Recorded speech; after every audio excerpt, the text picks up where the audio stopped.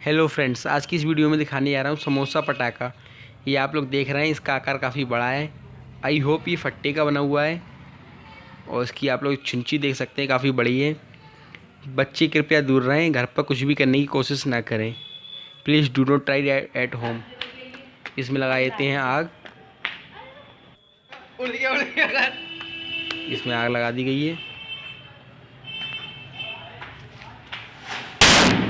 O my God, I hope काफ़ी